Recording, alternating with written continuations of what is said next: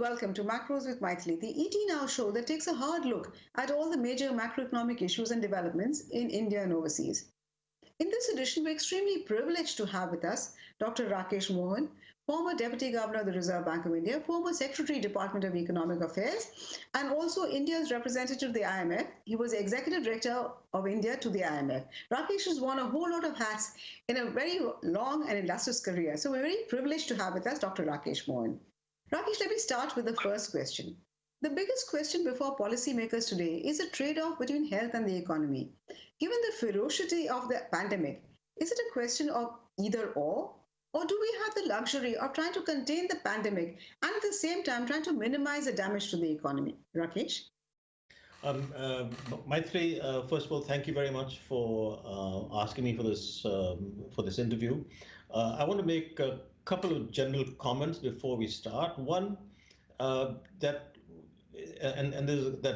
the world is facing a crisis of unprecedented characteristics. So that is something that we have to keep in mind, that we have almost no models to go by from what to do, both on the health side as well as the economic side. So everyone, including ourselves, have to keep innovating. Because nothing like this has ever been encountered before, and no country has been spared. And of course, even the richest countries are experiencing great difficulties in coping with it, both in the immediate challenges posed by the health issue as well as the economy. The second, general comment I want to make is a certain degree of humility needs to be exercised, certainly as far as I'm concerned.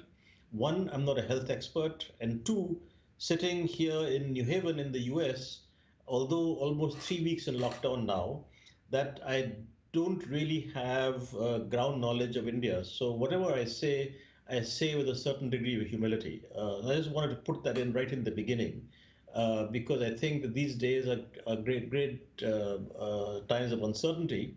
And whatever one says, one has to say with a certain degree of saying that, look, I'm going to say some things, but people might know better. You're right, Rakesh, but even so, policymakers do have to make some choice. So can it be that we attend to the health crisis first and repair the economic damage subsequently? I think that one has to be conscious of both the issues, the health issues and the economic issues at the same time, and have to do certain trade-offs in terms of each decision that we make. As of now, of course, it does seem to be the case that most governments are trying to tackle the health crisis first. But part of the reason for that is, of course, is trying to suppress the curve so that it may be the case that we actually end up with the same number of total cases of the virus. But if we don't do some of the immediate measures, the peak could come too quickly and the health systems may not be able to cope with them. So I think that's really the kind of decision making that is going on. And at the same time, I think that the developed countries, certainly the US and most European countries, are taking immediate economic measures as well to reduce the impact of the lockdowns that the lockdowns are having on the macroeconomy, on the economy as a whole. But are these trade-offs different for emerging markets and developed countries?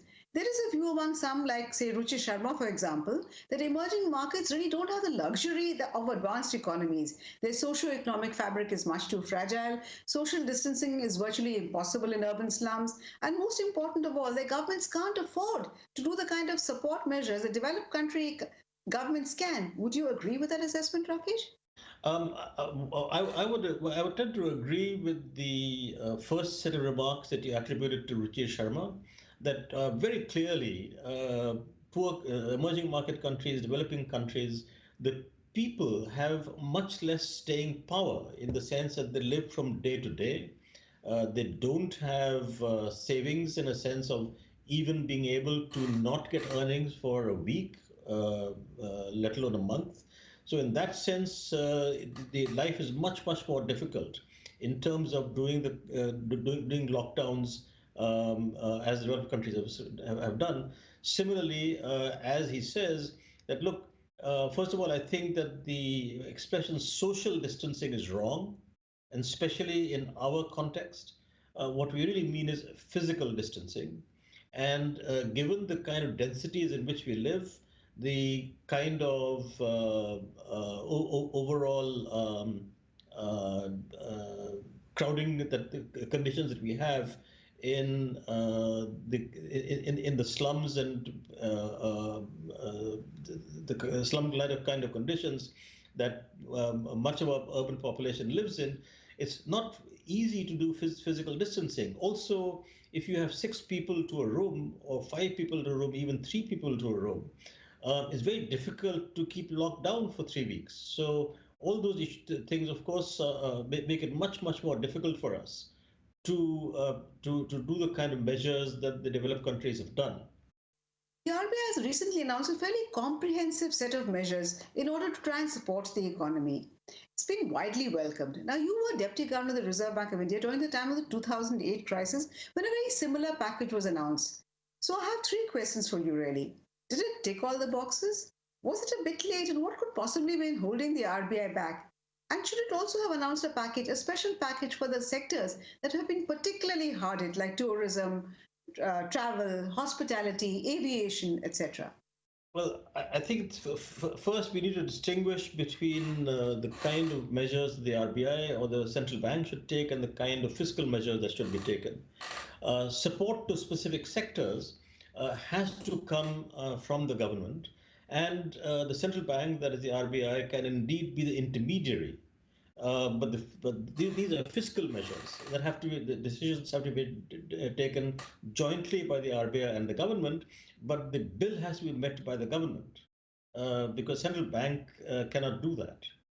Um, I would certainly say that in terms of the RBI, that it does need to take it has to be it has to be ready for a huge the country has to be ready for a huge fiscal cost, which I'm not able to quantify, but I would say that uh, depending on what programs the government announces, which have to be, I think, much larger than what have been announced so far, will indeed have to be financed by the RBI in current conditions.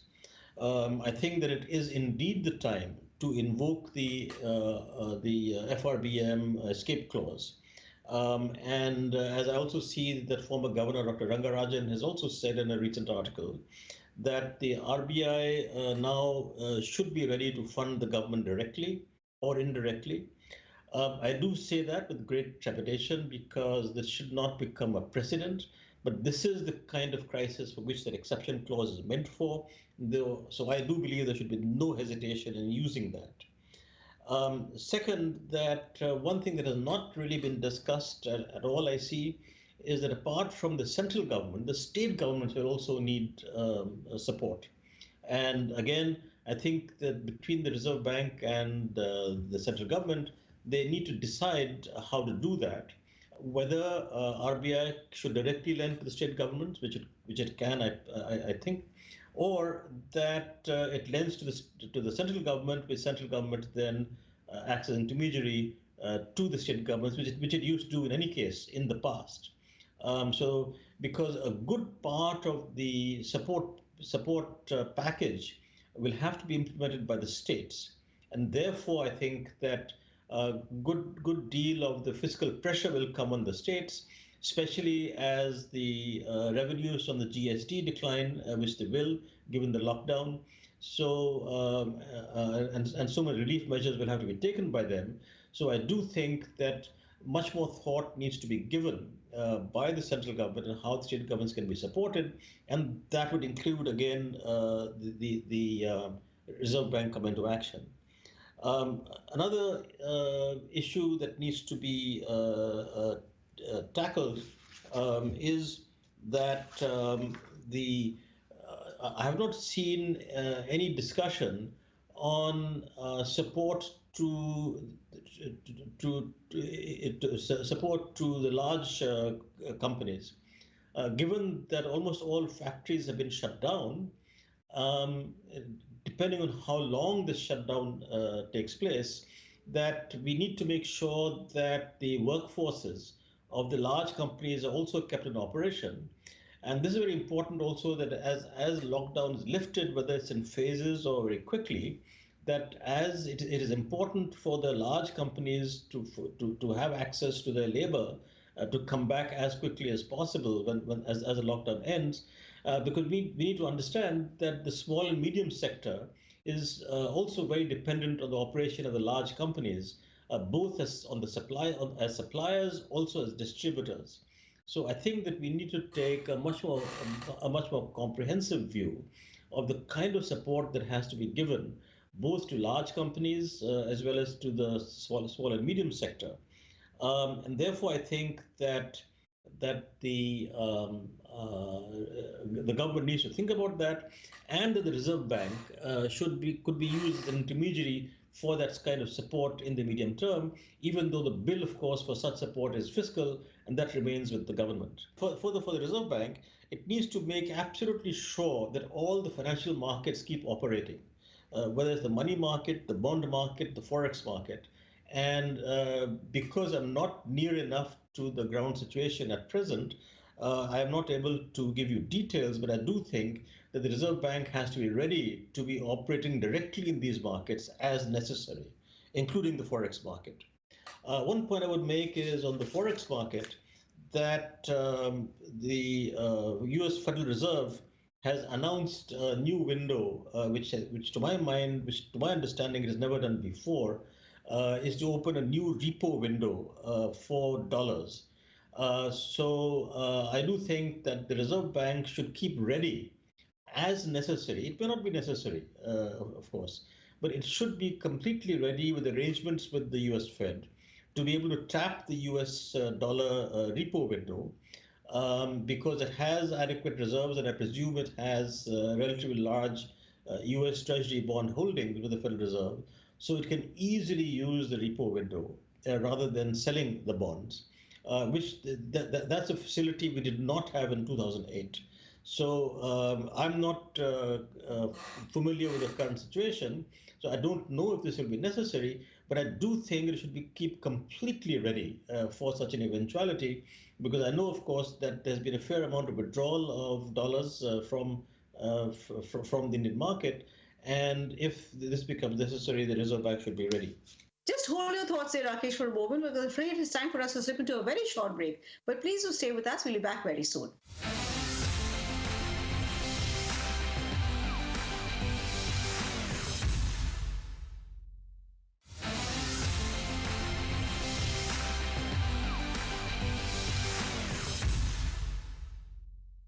Welcome back. You're watching Macros with Mythili, and I'm in discussion with Dr. Rakesh Mohan, former Deputy Governor, Reserve Bank of India, former Secretary, Department of Economic Affairs, and also former Executive Director to the IMF, India's Executive Director to the IMF.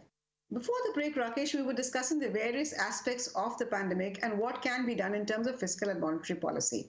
So let me just move on now to the next question. Rakesh, you spoke of the need for more fiscal support, and I couldn't agree with you more, because monetary policy has been in an overdrive, but fiscal policy has really been lagging behind. Yes, the government has announced a number of measures, but these amount to barely 1% of GDP, which is nothing compared to what other developing countries are spending, and it's virtually peanuts compared to the US's 10% of GDP. What do you think is holding the government back? Is it worries about the fiscal deficit, public debt? What is your best guess? Because you've been with the government, so you know how government works. I'm very surprised by this, quite frankly, Mythili, on what they're holding them back. I certainly would not be worried in the present time about the fiscal deficit or the debt, because this is an exceptional situation. As you mentioned, the US has announced a $2.2 trillion bill, and that comes around 10% GDP, as you said. There's a similar announcement by Germany. And that's, I think, important to note in terms of any kind of reservations that we may have on the fiscal deficit, that Germany, as you know, among all the countries in the world and all the countries in Europe, of course, that has been the strictest on keeping fiscal discipline. They even have some constitutional safeguards on that, But they have clearly decided that this is again a complete exception. And so, as I understand it, their potential package, which they are ready to use, amounts to almost 13% of GDP. I'm not suggesting we should go to those kind of numbers, but I do think that it is absolutely imperative that we do become much more active. So, and the kind of measures that we need, some of them have been done. One, of course, the first priority to my mind is to keep all the food supplies going in India. One huge difference between developed countries and developing countries, and certainly India, is that food supplies are almost all in the organized sector in developed countries. So, in that sense, it's much easier to keep them going because there's a finite set of distributors in terms of large supermarkets, finite set of companies that supply to supermarkets, etc. In our case, of course, the food supplies are highly disaggregated. As I understand it, this is about the time for harvesting, for the spring harvest, for the Rabi harvest, and therefore it is absolutely imperative that the government take measures right down to the decentralized levels to make sure the harvest is successful, and that needs a lot of transportation activity, right from loading to processing and then to distribution and unloading, etc., for which all of which labor is required. And so there could be fiscal measures to make sure this labor are paid. Second, that one of the unique things we've done in the world is indeed the Jan Dhan system. And this is indeed the time to use some equivalent of UBI through the Jan Dhan account, and we can do this much faster than the United States. We can also use the information, the accounts we have for labor that has used the Manrega to be able to distribute cash to them. And what I noticed from the reports that I've seen of the Prime Minister's call with Chief Ministers a couple of days back, a very welcome kind of discussion that is reported that we need to organize much more decentralized fashion. Also, that in terms of the first question that you asked on the trade-offs between medical and economic, I was very encouraged to see the report of the Prime Minister's discussion with the Chief Ministers in terms of moving possibly to a phased withdrawal from the lockdown and concentrating on testing, tracing, testing, isolation, quarantining those areas that are much more affected, lifting the lockdown in those areas that are much less affected, identifying hotspots, encircling them, etc. And I think that that's a kind of approach where where we quite understand that the economic imperatives become extremely important, so that we don't have deaths from hunger rather than the virus. And I think this kind of approach that the Prime Minister reported to have emphasized, the Chief Minister, is very, very welcome. Also intensified efforts to coordinate down to the district level. And that could also, I think, go down even further to decentralized level to ward and mohalla levels in cities and panchayat levels in rural areas.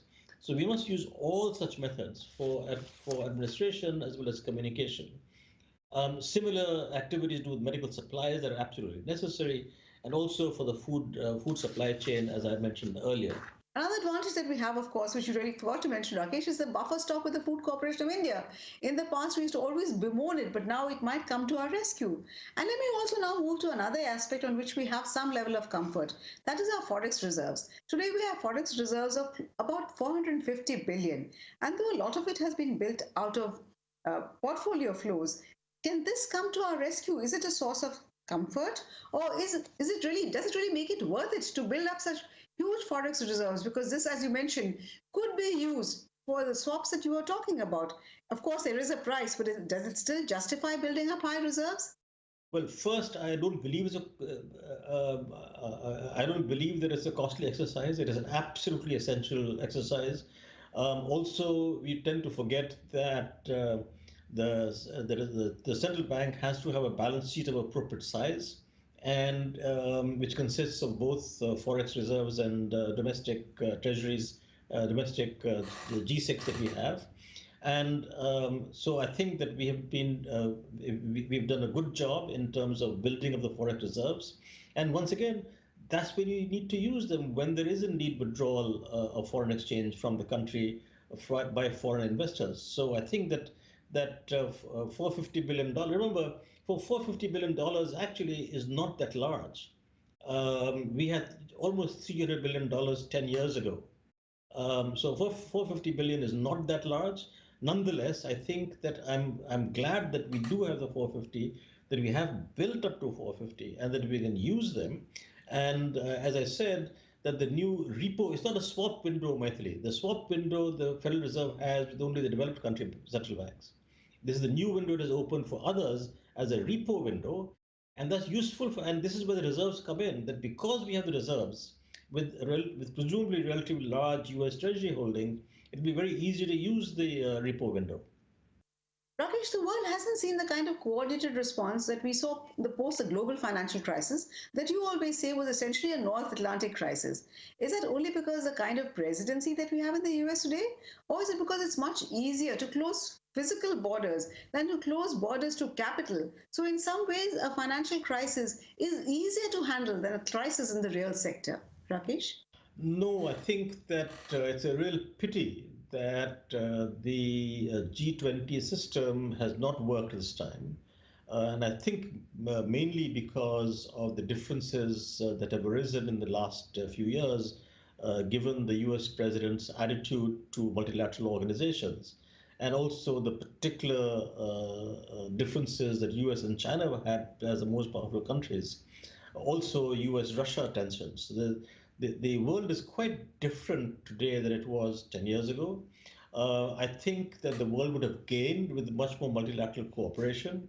I'm glad, however, to see that despite these tensions, the US Congress immediately doubled the new arrangements to borrow for the IMF. So the IMF now does have $1 trillion to be able to lend. So I think, and it opened new facilities. So in that sense, the system is still working, but it is at a very, much lower level of international cooperation than before. Second, I would also say that given that this, right, as I said right in the beginning, that this pandemic is global, that we did need a much higher degree of global cooperation in containing the pandemic, both in terms of information dissemination, as well as in terms of learning from each other and how to control it, because we have had very different kind of methods of controlling it with successful countries like Korea, for example. So I think that we would have gained actually as much as we did in 2008 from much more rapid global cooperation than has been seen this time. My last question to you, Rakesh, brings me to the question of NRIs. In the past, whenever we had a crisis, we've turned to the NRIs. This time, we don't need NRIs, to support us in terms of dollars. We have enough dollar reserves, but they could support the government's expenses and support the government programs. So, is there a case for some kind of NRI bond, for instance? The kind of ramping up of fiscal spending, you wouldn't get much from foreign borrowing, whether it's from NRIs or anyone else. I do think that we can do that just from the central bank, and this is the time to do it. So again, if you get some marginal money from the NRIs, there's nothing wrong with it, but that does come at a cost in terms of forex risk. Whereas I wouldn't eliminate it, that could be one of the measures that we take. But I think that given the volumes involved, that we will have to rely much more on domestic activities. I just want to say one more thing, which is extremely important, and that is the connection between the whole financial sector and the real sector. One thing the Reserve Bank and the government must do jointly is to understand that supporting the corporate sector in terms of not making sure that there are no bankruptcies that happen because of this crisis, because if there are real sector bankruptcies, that will immediately have a backwash effect on the banks and NBFCs. Given the already difficult situation in the banks and NBFCs, we have to make absolutely sure that we retain we retain the current health of the financial sector. And therefore, this is a joint exercise between providing assistance to the corporate sector. As you would observe, the US is doing that clearly, particularly to special sectors such as airlines. We will also have to think of, in terms of the small and medium enterprises, restaurants, transport operators, hotels, construction, etc. All these will need assistance. There will be large fiscal cost. And because if we don't do this, then we'll have these large NPAs coming in, new NPAs coming in, which, which given the already high stresses in the banking system, we just cannot afford. So we need to absolutely make sure that we don't have bankruptcies, we cannot afford them, leading to bank failures, must keep up the employment and the food supplies.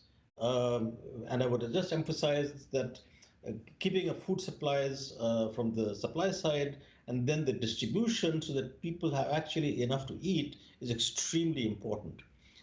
We can extend much more credit guarantees through SEBI, through the Credit Guarantee Corporation, through Mudra, etc. Um, so I think all of these things have to be set in motion. Well, I'm afraid we've run out of time completely, Rakesh. And though I'd love to ask you many more questions, I'm afraid we'll have to close this program right here because we're really running out of time. Thank you so much for sparing your time and telling our viewers all about your take on the present pandemic and the options before the Indian government. Thank you very much. Thank you also for watching. Remember, we'll be back next week with yet another edition of Macros with Mythili. Till then, it's thank you and goodbye from all of us at ET Now.